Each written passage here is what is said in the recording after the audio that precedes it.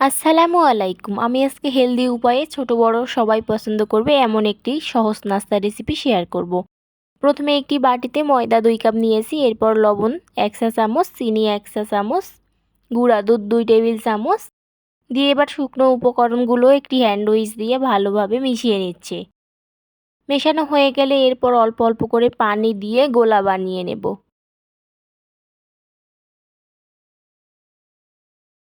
ভালোভাবে নেড়েচেড়ে গোলা বানিয়ে নিচ্ছি। আমার রেসিপিটি ভালো লেগে থাকলে অবশ্যই বাসায় ট্রাই করবেন, ইনশাআল্লাহ নিরাশ হবেন না। এরপর তেল 1 চা চামচ দিয়ে দিলাম, দিয়ে আবারও ভালোভাবে মিশিয়ে নিচ্ছি। আমার রেসিপিটি কে কোথা থেকে দেখছেন অবশ্যই কমেন্ট করে জানাতে ভুলবেন না। এরপর ঘনত্বটা দেখিয়ে দিচ্ছি ঠিক কেমন হয়েছে। ঠিক এরকম ঘনত্বটা হবে। এবার চুলায় একটি প্যান বসিয়ে এরপর দিয়ে দিচ্ছি গোলাগুলো। এরপর প্যানটা একটু এরকম করে নিয়েছি, এরকম করে দিয়ে দিয়েছি। এরপর উল্টিয়ে দিচ্ছি। চুলা মিডিয়াম লো হিটে রেখে কিন্তু রুটিটা ভাজতে হবে। যখন দেখা যাবে যে রুটিটা হালকা করে হয়ে গেছে তখন এরকম করে চেপে চেপে ধরলেই দেখা যাবে যে রুটিটা ফুলতেছে অনেক।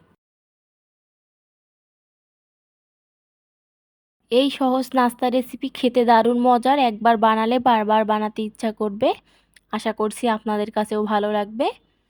আমার রেসিপিটি কে কোথা থেকে দেখছেন অবশ্যই কমেন্ট করে জানাতে ভুলবেন না, এবং বাসায় ট্রাই করে কেমন হয়েছে অবশ্যই কমেন্ট করে জানাতে ভুলবেন না। এরপর পেঁয়াজ কুচি, কাঁচামরিচ কুচি, সামান্য লবণ দিয়ে ভালোভাবে মিশিয়ে নিচ্ছি। মেশানো হয়ে গেলে এরপর 2টি ডিম ভেঙে নিচ্ছি। 2টি ডিম ভেঙে নিয়ে এবার একটা হ্যান্ড উইচ দিয়ে আবারও ভালোভাবে ডিমগুলো মিশিয়ে নিচ্ছি।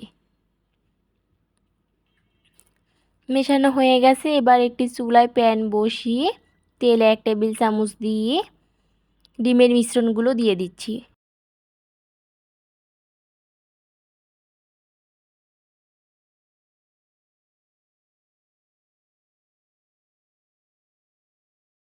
এরপর উপরে রুটিটা দিয়ে দিয়েছি,